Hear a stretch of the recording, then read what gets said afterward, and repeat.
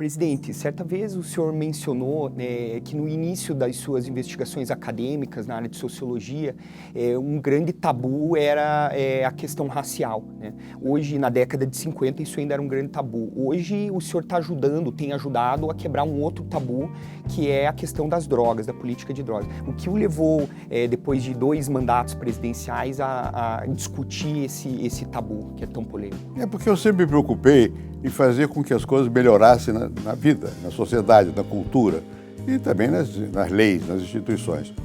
E a gente vai aprendendo. Não é que eu tenha, desde o início, pensado sobre a questão de droga, a mesma coisa que eu penso hoje. Não, eu tinha um pensamento muito mais tosco, que era o mais tradicional. Mas quando eu estava no exercício da presidência, que havia já a questão de drogas, sobretudo na Colômbia, e porque aqui se achava que era apenas para passagem de droga, e eram consumidores, mas não produtores, mas havia pressão a esse respeito.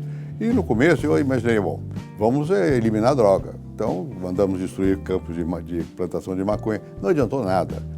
E então, a partir de várias discussões, nós criamos uma coisa chamada SENAD, Serviço Nacional de Política de Drogas, que não tinha mais esse aspecto repressivo. E depois eu continuei observando que a questão da droga tinha penetrado até na política, não tanto no Brasil, mas no México, na Colômbia, na América Central, mais tarde vi que na África também, e agora vejo que no Brasil também, começa a haver uma ligação. Então, meu ângulo foi também o de fortalecimento da democracia. A democracia com grupos que têm recursos, porque são tirados do tráfico, é um problema. Nós temos que abrir os olhos para isso. Mas a liberdade das pessoas. E mais ainda, a indiscriminação. Aqui a sociedade acha assim, errou, vai para a cadeia. Pensa que ao colocar na cadeia, tapa os olhos e não vê mais o que acontece. Não é assim. Então eu comecei a debater, a discutir no Brasil, fora do Brasil, nos Estados Unidos, na Europa, na África, na América do Sul e na América Central. Vamos vendo que o problema é um problema macro e assim como no passado e no presente, a questão da luta contra a discriminação racial é importante, sobretudo num país como o nosso, de origem escravocrata, também é importante você lutar a respeito das questões da droga. Qual é o limite? O que é bom para o país? O que é bom para as pessoas?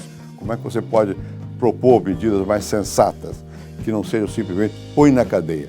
Põe na cadeia e fechar os olhos, fazer de conta que resolveu sem ter resolvido. Então começamos a discutir e até hoje eu estou envolvido nesse debate e precisa quebrar o tabu. Por quê? Porque as pessoas têm medo de entrar na matéria. E como eu já estou numa fase da vida que essas coisas, minha opinião de A, de B ou de C não mexe com a minha convicção, eu vou pela minha convicção. Agora, é convicção baseada em conhecimento, em análise de situações, não é dogma. Você, quando entra numa briga desse tipo, tem que ver a realidade e tem que ver os argumentos. Qual é o contra-argumento? Quem tem razão? Nem sempre você, do seu ponto de partida, está completamente certo. Uma das coisas pelas quais há uma grande admiração também pelo seu trabalho, presidente, é o fato de disseminar-se, né, assuntos ou conhecimento, porque assuntos como esse que são tabu, a gente acaba avançando quando há disseminação de informação, de conhecimento. Como a gente pode superar hoje essa polarização direita-esquerda? Porque isso é um assunto que deve transcender essa polarização. Essa polarização no Brasil, uns de um lado do outro, direita, esquerda, PT, PSDB, é uma cortina de fumaça. Porque você tem, na verdade, problemas. Quais são esses problemas? Tem que enfrentar esses problemas. É claro que existem pessoas que são mais progressistas e outras que são mais conservadoras. Mas, independentemente disso, elas têm que ter informação.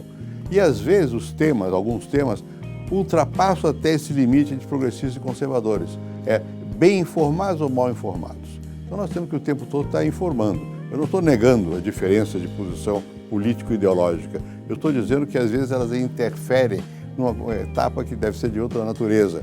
Discussão de questões que dizem respeito à sociedade como um todo, sociedade civil, e que requerem confluência de opiniões, que as pessoas coincidam em alguns pontos.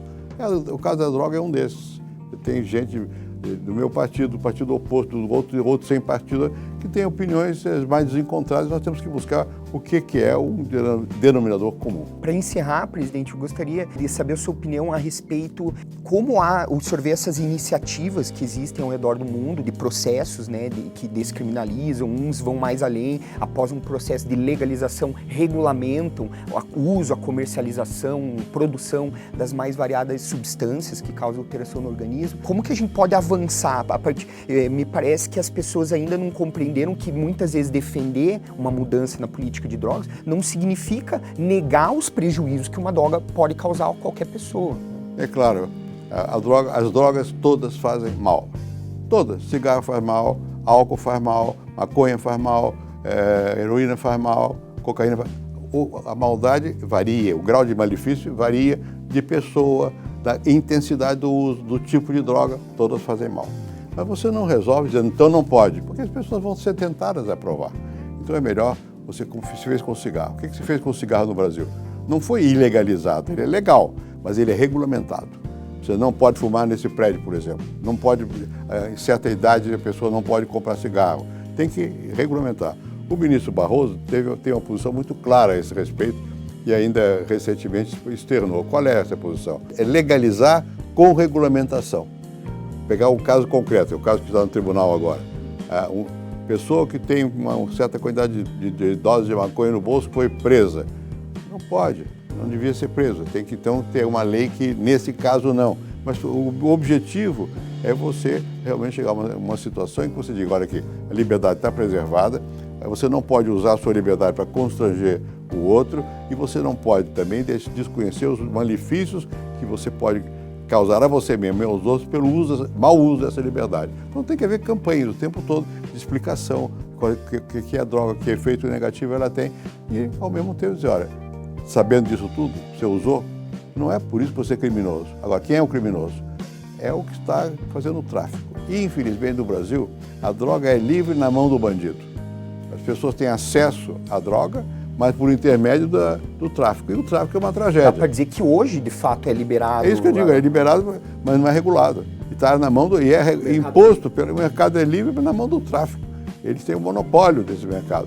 E eles estão penetrando crescentemente em outras esferas da vida, inclusive da política. Isso é muito ruim. Presidente, muito obrigado pela sua contribuição e principalmente pela sua experiência aí que tem compartilhado com a gente. Muito obrigado.